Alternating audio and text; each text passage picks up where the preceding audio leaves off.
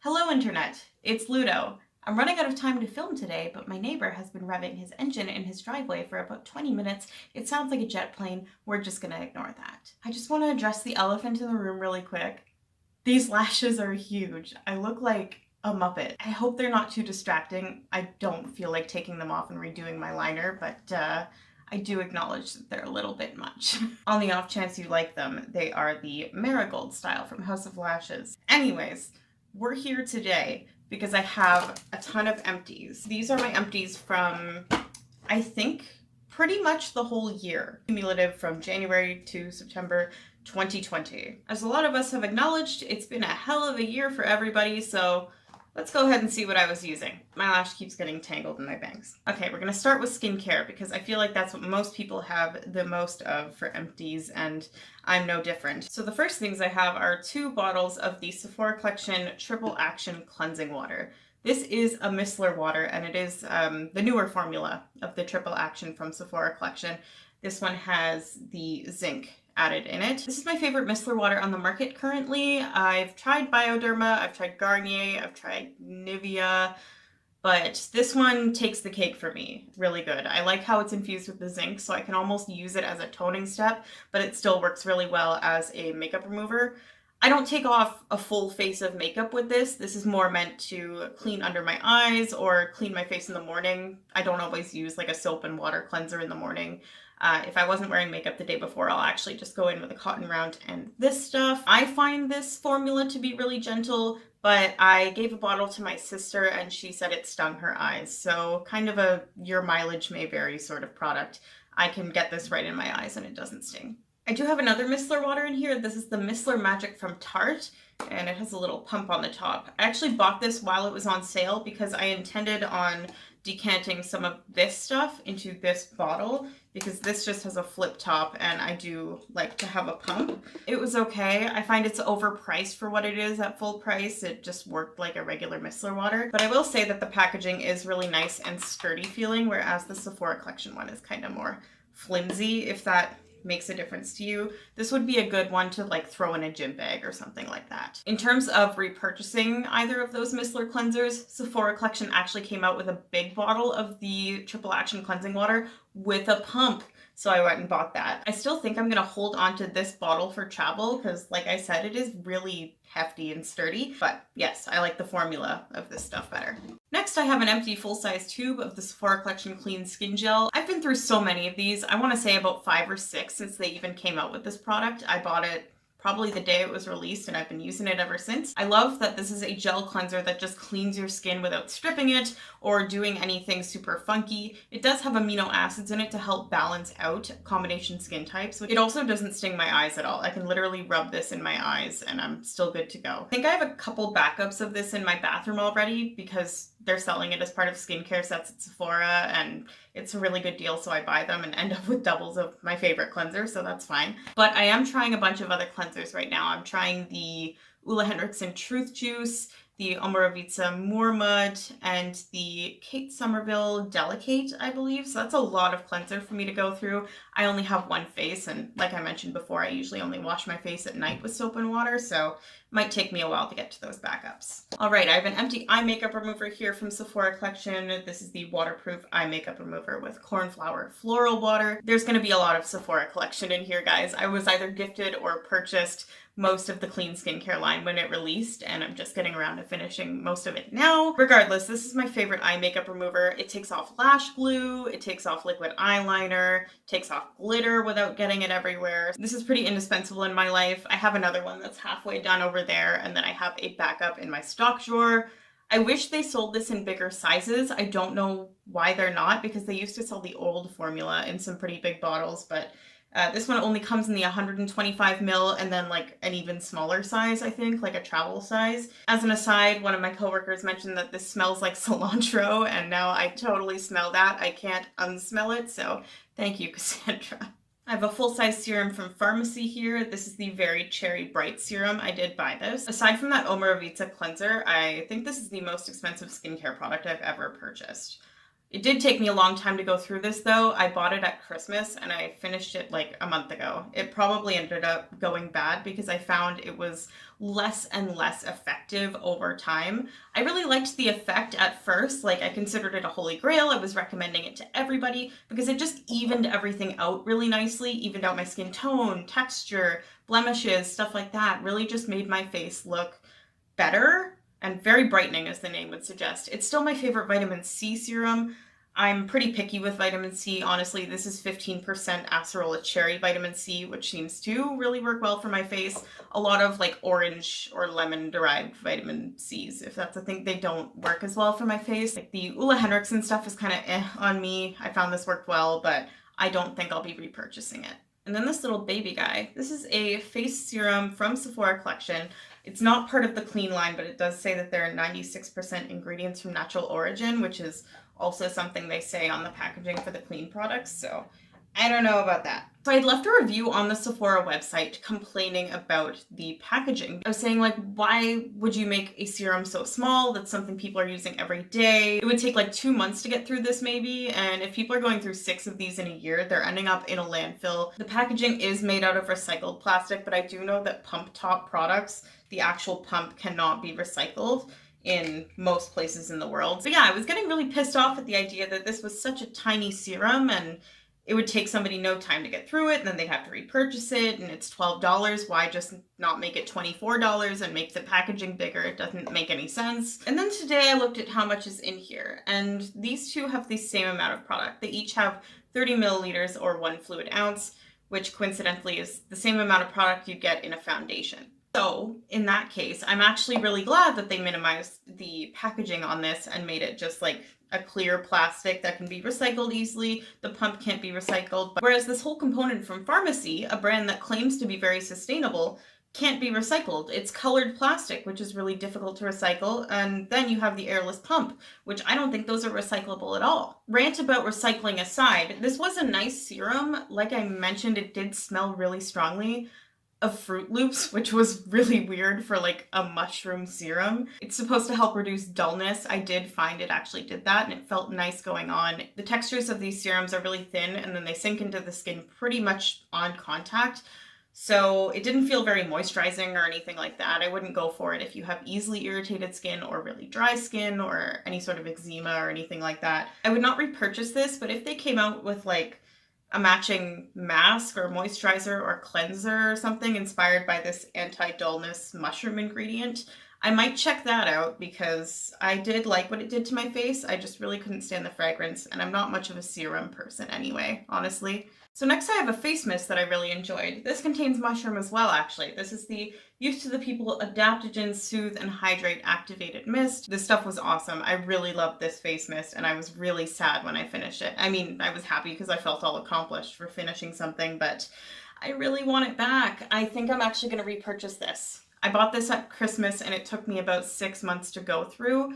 So I feel like that's a good amount of time for a face mist considering I was using it all the freaking time. I really just liked how instantly soothing and hydrating and quenching it was on the skin, either as the first step in your morning skincare routine or the last step in your nighttime skincare routine. It just felt amazing either way. It doesn't leave you feeling oily, just like completely quenched, like your skin just drank a glass of water.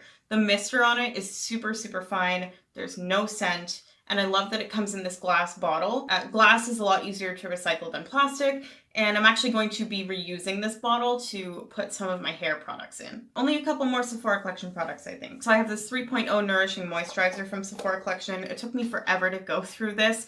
I liked it, but it was super heavy for my skin just because I'm more oily, and sometimes it would pill on my skin. It didn't want to absorb if I had anything underneath it, which was a bit of a pain in the ass, but it was really, really nice and moisturizing if I needed that extra moisture. This little eye cream from Sephora Collection, their Hyaluronic Brightening Eye Cream. This is not completely done. There's only like a little ring around the bottom though, and it's so solidified that I can't get it out. I don't really want to put that under my eyes anymore. It is a nice eye cream, but I didn't find it did anything long term for me. There are some eye creams that I've used, like the Farmacy Do It All, that have actually really brightened my under eyes to the point where I don't feel like I need to wear concealer day to day. This one did a good job at depuffing if my eyes were tired, but that's pretty much all it did. If you need a good basic eye cream though, like you don't have a lot of darkness but your under eyes are just a little dry, you do get a ton of product in this. I've got some little deluxe samples of moisturizers here. This first one is the Saturday Skin Waterfall Glacial Water Cream. There's still a little bit left in this guy, but I hated this stuff. Oh my god. It wasn't moisturizing, it just felt like glue mixed with silicone, and it smelled like one of those little Aquafina lip chap cube things with a little bit of menthol in it. Oh, no. The Sunday Riley one, however, I almost wanted to hate a little bit. I'm not a big fan of Sunday Riley, but this is their Ice Ceramide Moisturizing Cream, and I really did like this one. Again, it was almost a little heavy for me, nowhere near as heavy as that Sephora collection one though. It moisturized nicely and I only had to use a little bit of it, like this little 8 milliliter size lasted me a really long time. Smelled really nice. The more I think about it, the more I really liked it. I don't know if I would repurchase it because it's not super remarkable in terms of moisturizers I've tried. It didn't like repair my skin or fix my life or anything like that, and it is a pretty pricey product, but there's literally nothing wrong with it. I don't know. Alright, I've got a bunch of single-use shit and it's all gooey and messing up the bag. So I used a single pack of the Milk Makeup Cooling Water Eye Patches. They were okay. They're very similar to the Skin Iceland ones if you've tried those, where they stick right to your face and you kind of have to rip them off. They're not just going to fall off on their own. They were very cooling. Actually, I probably couldn't tell a difference between those and the Skin Iceland ones. I got those in like a value pack that I bought. I don't think I would buy them on their own. They're just a little overpriced for what they are, and I don't love that they just come in individual packaging either. These ones from Sephora collection are their clean, biodegradable ones. They're still in single-use packaging, but at least the actual patch itself is biodegradable. I still probably won't be purchasing a ton of these just because I'm trying to minimize waste going forward in my life. The watermelon ones are supposed to be hydrating and glowy. I didn't find they did a lot of that, but they felt nice to wear. The caffeine ones, however, holy crap. I'm gonna actually insert a picture on the screen of like a before and after of me wearing these because they worked wonders. I used them right after I got home from a shift, I think, and they brightened up my under eyes a ton. I'm gonna keep a couple of these on hand for, you know, emergencies, but I'm gonna try not to make a habit of wearing them often. I like them in spite of myself, essentially. Got the cactus foot mask here from Sephora collection as well. They're okay. They're basically these little plastic socks filled with lotion. Some people hate them. I find them to be quite soothing. They had little cactuses printed on them, which was the cutest thing. So these ones are supposed to be refreshing and anti-fatigue, which I did find they were, but they left a lot of residue on my feet compared to the older formula of the foot masks. And I do prefer the lavender scent they used to have because I did find it to be a little more like anti-inflammatory on my muscles. Last sheet mask. This is the Seaweed Chlorella sheet mask from Sephora collection. And instead of it being a cloth sheet, it is actually like a thick gel mask. It feels like rubbery. Sephora collection used to have a mask that was kind of like that rubbery gel, and it was called the freezing mask, and I adore that mask. It's like my favorite sheet mask ever. So I was super excited to try this one, and it sucked. It was gross. It was disgusting, and it just made my face feel filthy. The gel was way too thick and floppy and wet and heavy, and it just kept like throwing itself off of my face and trying to hit the floor, and it was a whole situation. It was awful. Just don't do it. Okay, we're almost done with the skincare. I have a little baby sample size of the Good Molecules Instant Cleansing Balm. I really liked this. It smelled like rose. It was effective. It reminded me a lot of Farmacy Green Clean in the consistency of it, where it wasn't too thick. If I ever order anything off of Beautylish, I will probably throw this in my cart just to have on hand. But as it is right now, I have my Glow Recipe Papaya Enzyme Cleansing Balm that I'm really enjoying. And then last for the skincare is actually a body care item. This is the Way Body Creme. And I got this in a 500 point perk set at Sephora. This smells amazing. It smells like walking into a Lush. That might be disorienting for some people, but I really like the smell of just walking around Lush. So it really reminds me of that. However, as a body cream, it wasn't my favorite. It pilled a little bit, especially if you tried to layer it or really rub it into your skin, it would just kind of ball up. So that was annoying. But as like a perfumed body cream that you're mostly wearing for the scent, I did really like it. The next two things are kind of miscellaneous. This is the Cinema Secrets Makeup Brush Cleaner. I run through this like crazy. I mean, it lasts a long time for what it is, so that's good, but I need to get a jumbo bottle again because it's just the best instant brush cleaner that there is. This gets all of the product and all of the bacteria and all of the staining out of your brush, which I just find is awesome. It's super effective, and I've been using this since 2016, I mean, multiple bottles of it. I already have another bottle on the go over there. I have an empty texture spray. I don't often go through hair products. This is the Verb C texture spray, and it did take me like 3 years to go through this. It is really good though. I actually used it more of like a dry shampoo texturizer sort of thing. It's very similar in feeling to the Dry Bar Triple Sec, but I hate the smell of the Dry Bar Triple Sec. They switched it to the detox scent that they use in just about everything, and it's so nauseating. This didn't smell great either, but it didn't smell perfumey. It just smelled like hairspray. It's supposed to have light hold, dry volume, and weightless grit. I found it did do that. It really lifted up my hair at the root and kept it there while still feeling really weightless and not making my hair look dirty. I've switched to mostly R&Co for my styling products for my hair nowadays, just because that's what my hairdresser uses. They're really good products and I like supporting her by buying them. But if I were ever really jonesing for a $20 can of texturizing spray, I might go pick that up. I don't think I'd have a problem with that. Okay, onto the actual makeup. I have a Morphe Continuous Setting Mist here. I think this is my second full-size bottle of this guy.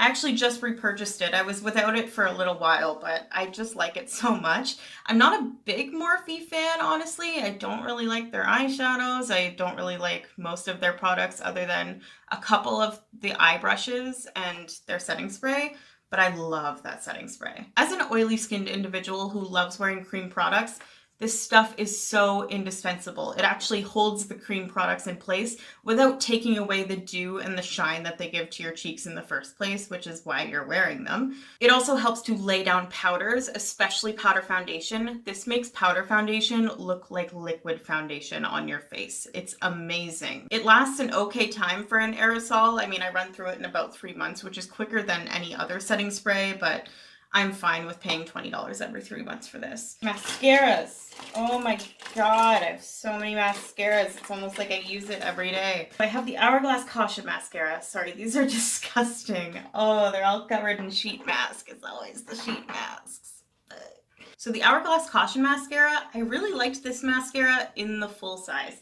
I used the mini Point Perk after the full size and it sucked, which was really concerning because the full size was one of the best mascaras I had ever used. It didn't transfer, it didn't like do anything super spectacular for my lashes, but it was a really great bottom lash mascara, or I could like seal other mascaras with it to make them smudge proof, which was pretty cool. I might repurchase it if I like run out of mascara in the near future or really need something smudge proof in the summer, but not the mini size. I actually feel really bad because I had gifted another mini size to my friend Shell and she didn't really end up liking it, and I was like, oh, that's really weird. It was my favorite mascara. And then I tried the mini and I was like, oh shit, okay, yeah, I get it. Yeah, these are all covered in goo. I have a mini of the Too Faced Damn Girl mascara. This guy has a big old wand, which I normally hate, but something about that mascara formula is so nice and plush. I've actually already repurchased it and I'm using that one right now. I had been through a full size before I bought that mini. It's one of my favorite mascaras on the market right now. Honestly, it just looks so nice. It's not transfer proof by any means, but for photo, it really makes your lashes look really long and plush and voluminous, and you can layer and layer it on without it getting clumpy, which I really like. I think I've got 3 more mascaras. Okay, so this is the CoverGirl Lash Blast Volume, and this is the wand on that. It's actually really hard to get your lashes with it because the little spikes are so short, but it's a good mascara formula. It doesn't smudge, kind of similar to the Hourglass one, and it gives a bit of a nicer effect than the Hourglass one, honestly. Yeah, I think I like this better than the Hourglass Caution Mascara. It's just good stuff. It's a good go-to. I would pick this up at the drugstore if I like forgot to bring mascara on vacation, but I don't think I would run out and buy it right now. In terms of how it looked on my lashes, it was nice and volumizing, but like right at the root, which was nice. It didn't do anything for length though, which, I mean, it doesn't advertise length, so that's fine. And I have the Bare Minerals Lash Domination Mascara. Now I bought this in the full size after trying a mini. It's got this interesting twisty little spiky wand. It's a really cool mascara, actually. I like how it looks. It gives a similar appearance to the Lash Blast Volume, but with a bit more length, and it didn't smudge either. This also really layers well with other mascaras. I think they might have discontinued this one since. It's not something I would run out and repurchase, but it was a good one anyways. Then I have a little baby sample of the Gucci Mascara L'Obscure in Eve Black. This was okay for like the first week I used it, which is fine because like it's a little sample. There probably wasn't a ton in here to begin with. This is the wand, pretty standard. It just didn't blow me out of the water. And it's something like a $50 or $60 mascara, and I could not tell the difference between this and the Bare Minerals if you made me try and figure it out. Okay, so I lied. I did miss a mascara. This is the Ilia Limitless Lash. It's got a comb on one side and then little spikes on the other. It's a really good mascara. It's really nice and natural looking, and I like how easy it is to wash off. It does smudge a little bit, but not to the point where like it goes all over your face. It's very lengthening. It's a very pretty mascara, especially for somebody who doesn't wear a lot of eyeshadow.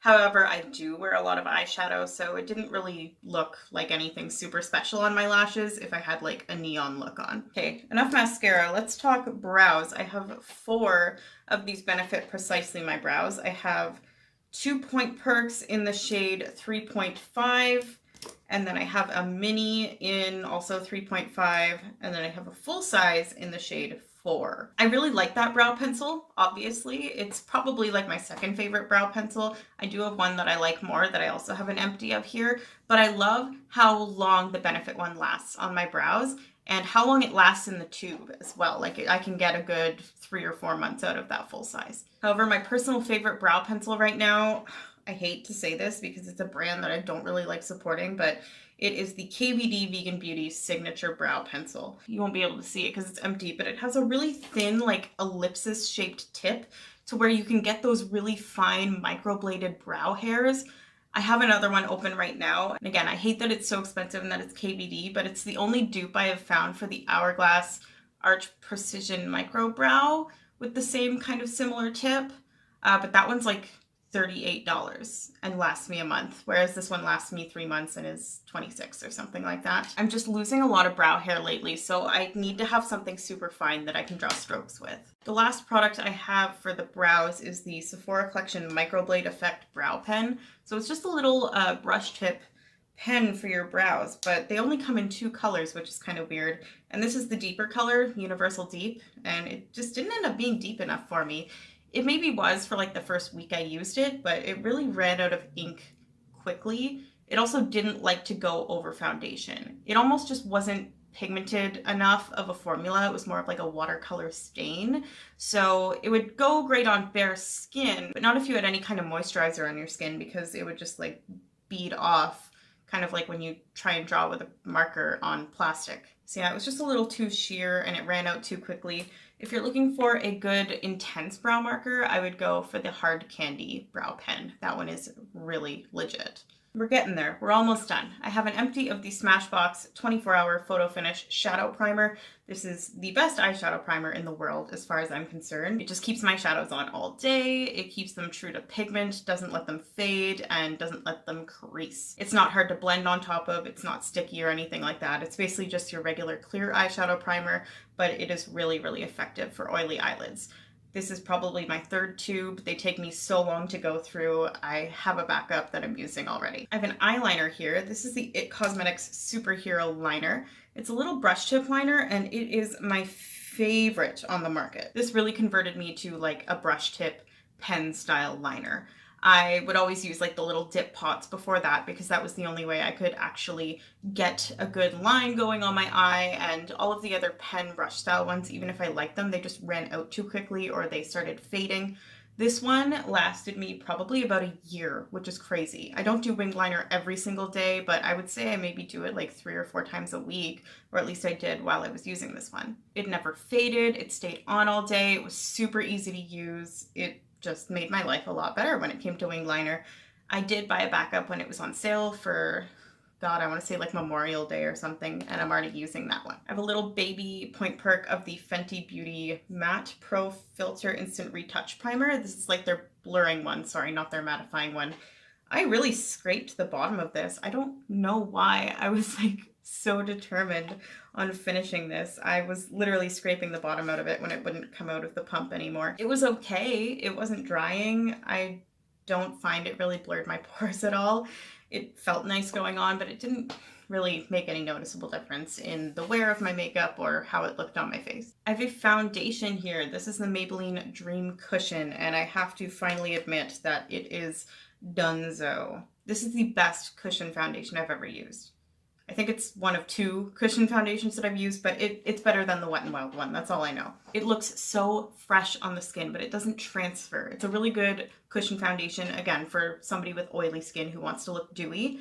And it was a good medium coverage, but you could really sheer it out easily if you only applied a little bit. So it was really effective for like the reverse foundation technique that was trendy a little while ago, where you would put your cream blush and bronzer and highlight underneath your foundation. It was just such a thin, radiant consistency that it let everything shine through, but still like covered imperfections and stuff. So it's a really good one. I think I might actually go pick another one of those up. And then the very last item I have is one of these Urban Decay Heavy Metal Glitter Liners in the shade Glam Rock, which is their just like silver glitter. I bought this by accident. I meant to buy the shade Distortion originally and got home and opened the box and this was in it. I know it looks like there's still a ton in here, but the brush won't pick anything up anymore and it's gone all kind of goopy. So, but I do think I will pick up another one of these when the Urban Decay website has a sale or something like that. Okay, that is it for my empties. I hope you enjoyed this video. Let me know if you've tried any of the products that I emptied out in the past little bit and what you thought of them. Have a great day, guys. Bye!